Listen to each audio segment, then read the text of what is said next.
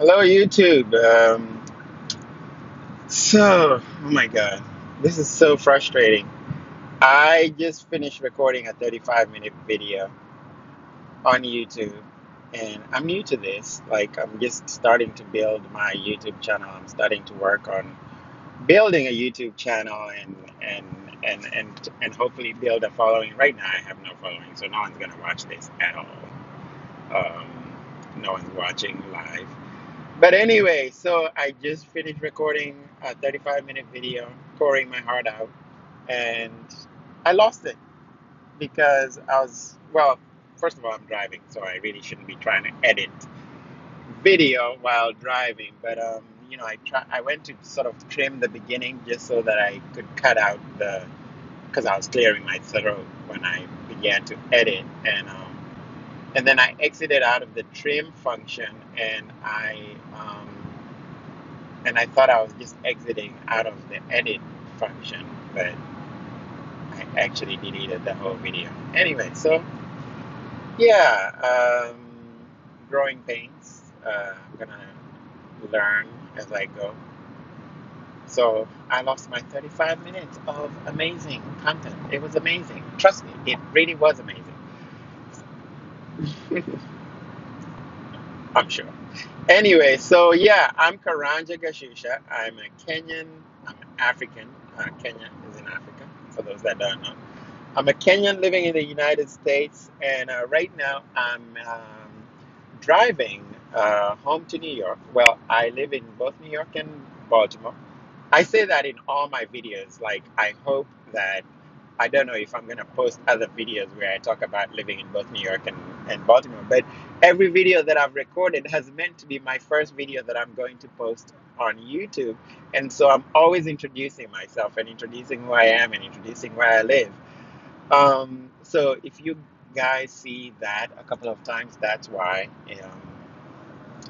But anyway, so I'm driving to New York right now, and because I left some stuff in New York that I need to get before I head off to London tonight. I'm off to London tonight because I am traveling to London to visit friends. I used to live in England. I'm a British national as well. I'm a dual national British Kenyan living in the United States. And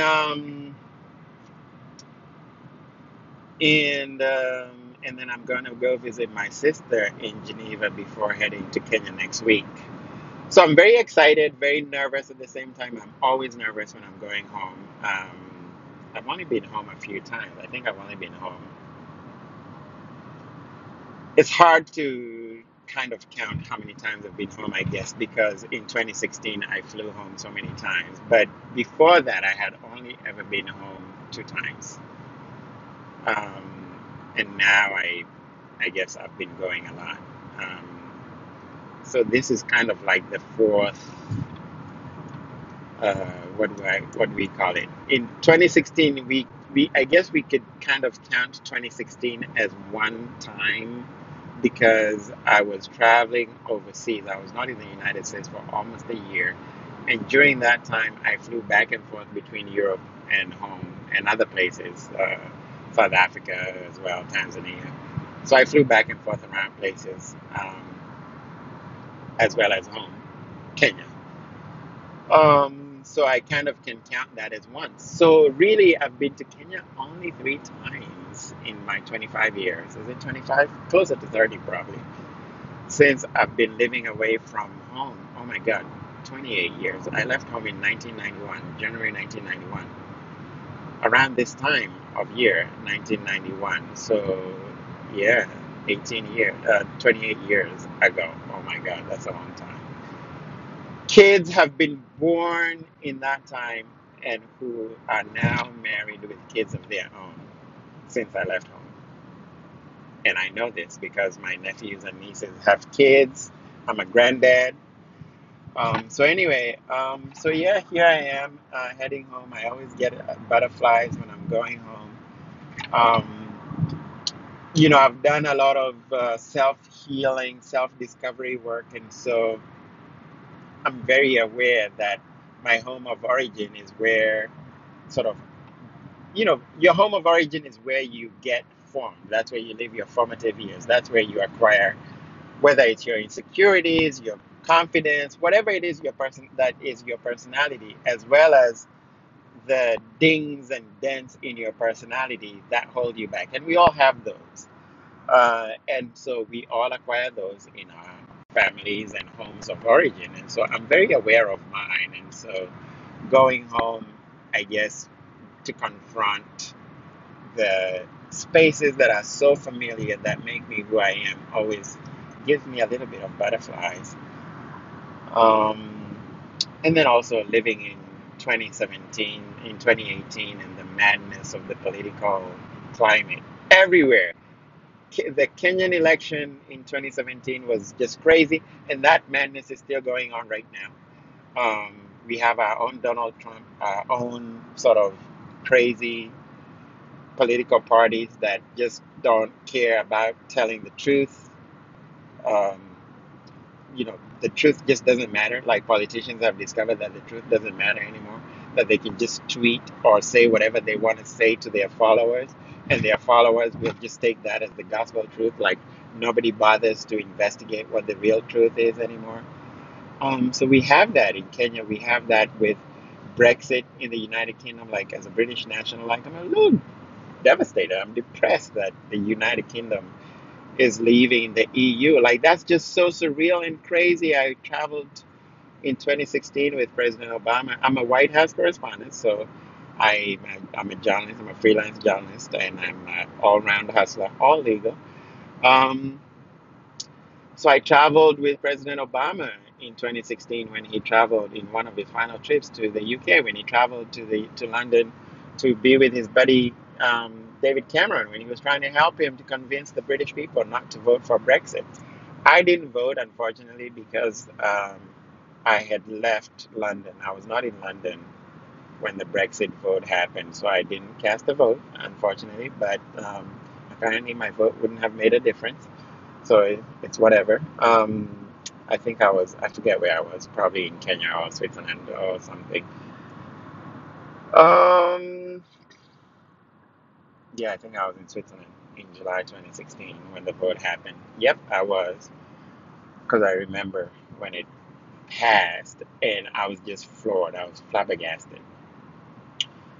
Um, but yeah, so here I am. I'm building a YouTube channel because I want to have a voice. I want to talk about the things that matter to me, and I hope that I will attract other people who want to hear what I have to say and who are aligned with my views. I want to talk about Africa and Africans and being African, living in the United States. And by Africa and Africans, I really, really, for me, Africa and Africans encompasses everybody of African origin, no matter where we have ended up, whether we are diasporan Africans, meaning in the Caribbean, or African Americans, or Africans in Africa, in the motherland, in the homeland, or Africans living in the United Kingdom, or in France, or wherever it is. We are everywhere, or in Brazil, or whatever. So for anyone that chooses to identify themselves as African who aligns with me on that, then we're eye to eye. For those that don't, hopefully you can still hear stuff that you identify with and agree with. Because I really, for me, like I think we are my people, my African people. We are wholly misunderstood, and I want to do my part to correct the record about who we are. We are powerful, we are amazing, we have contributed, we contribute, we continue to contribute. The hardest working people that I've ever encountered anywhere on the planet is Africans, black people everywhere. I go to Kenya, I see people like breaking their backs, working for pennies, for a pittance. And, we live in a global economy. We've always lived in a global economy ever since Dr. Kraft and Dr. Livingstone made their way to Africa, and even before that, when the Arabs set sail to Africa and started stealing our people and selling them to America and Europeans. So we've built the planet and we continue to build the planet. Like Africa is the richest continent on the planet with the most raw materials that everybody all over the world needs and wants and buys at a fraction of the cost of what they sell everything for. We sell the raw materials, like all the raw materials for the phone that I'm speaking into, the iPhone, come from the Congo. And yet, the Congo is so called, considered one of the poorest nations on earth. And yet, they are the richest country on the planet for raw materials, for natural minerals. They have more gold, diamonds, platinum, plutonium, I think, as well, more so than even South Africa. And yet they are this very poor country, and you wonder why there's war. It's ravaged by war, and the result of the war. Who benefits from the war? I'll tell you who benefits from the war. The people who come and who are able to just take whatever, extract whatever minerals they want for free, for a pittance, for at pennies to the dollar. Um, So these are the things that I want to talk about on YouTube and social media, and that's why I want to build a YouTube channel and build a social media sort of following, which I don't have right now. And I honestly don't really know how to do it because I feel like I haven't really been very eloquent on my social media. Like I post very sporadically and I post pictures of me when I'm traveling, and when I'm not traveling, I really don't post anything. Um, but I have to just step it up. And I used to think that YouTube channels or social media channels or social media followings are only built by comedians, but apparently that's not the case. And I discovered this kind of like as I'm a political journalist, and so all I ever used to watch was MSNBC, CNN, BBC, Al Jazeera. But because of all the toxicity in all the world politics everywhere, in Kenya, in Europe, in the United States, like I just stopped watching news and I didn't really know what else to watch. And so I found myself on YouTube, and I only ever used to use YouTube before to watch music videos. But I found myself starting to watch. I kind of actually happened upon this by accident. I watched this YouTube couple called Rod and D. I don't like it. It just showed up on my timeline. I guess what happened is I went to look for this South African show that I used to watch on YouTube. It's a TV series from on SABC in South Africa, and I forget the name of the series, but there's this gay storyline. And so after I finished watching that, I guess, YouTube usually shows you videos that have similar content to what you just watched. And so there were all these gay couples talking about their coming out experiences, how they met, how they came on YouTube, and then they do like this sort of reality. They have these YouTube reality channels. And so I watched a couple of those shows. I started out, I think the first one was Rod and D, and they kind of are very interesting and compelling and, easy to watch, easy on the eyes, both of them.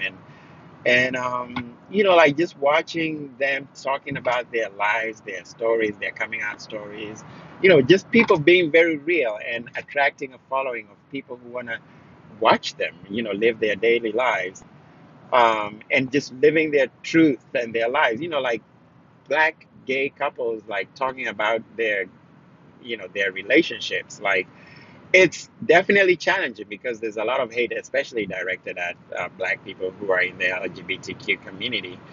And so, I watched Rod and D, and through watching Rod and D, I learned about this other couple called Jontavian and Brandon. They're like 12. They're like really young kids who were a couple, and they have like this huge social media following.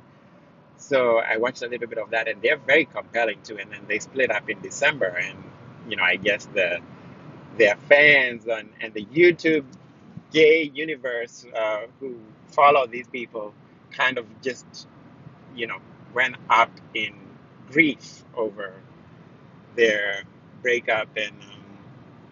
But anyway, like all these people are very compelling, and it inspired me to sort of also like do something similar and just tell my story on and talk about the things that I care about on YouTube. And mine happen to be political, so I'm not gonna do like a reality show about my relationship. For example, I would never put my relationship on social media on YouTube. And I'm also, sort of a bit prudish and sort of still very much in my shell about talking about me personally and about my personal stuff. So I'm far more comfortable talking about politics and political stuff. But it's kind of just not that interesting. I'm not sure that people care that much to watch political content. But anyway, anywho, here I am trying to build a YouTube channel, and I've already recorded 15 minutes. I would have ideally wanted to just record 5 minutes for this first video, or this first, second, third or so video. Because first of all, I don't really have a following. I have no business posting 20-minute videos because nobody's gonna bother watching 20 minutes of a video of someone they don't even know.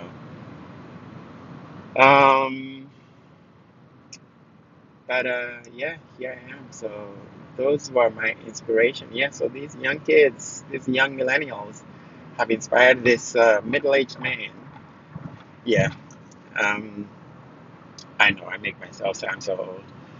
Um, to start vlogging and to start working on my social media following. I used to think that social media was only about music and comedy and fashion, but apparently there's room and space for all of us.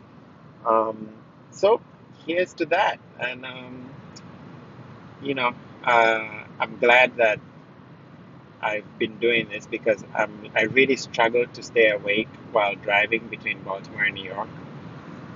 But this is daytime. I set off in the morning, so I should be fine. But like doing this has definitely kept me up, and even losing my 30-minute video kind of has helped me stay awake because then I had to do another video, so it's taken up like I think I'm 2 hours into my trip, so hopefully not much longer left to go. And the time is going, and peace out. I'll see you guys soon. And I'm going to work on posting on my other social media as well. Oh, and by the way, my social media. So this is my personal YouTube. But as I said, I'm a journalist and I have a political blog, which is thebriefscoop.com. That's thebriefscoop.com. And my social media is also at briefscoop. So there's not the in my social media. It's just briefscoop on Twitter, on Instagram, and my personal social media, Facebook, Twitter, you name it, is all Karanja-san, just like my YouTube channel. So go like and follow, and I'll follow you as well, and I'll work towards posting more content on both my personal as well as professional profiles. Um, Peace. Thank you for watching. If you do watch, all three of you, thank you. Yeah, peace out.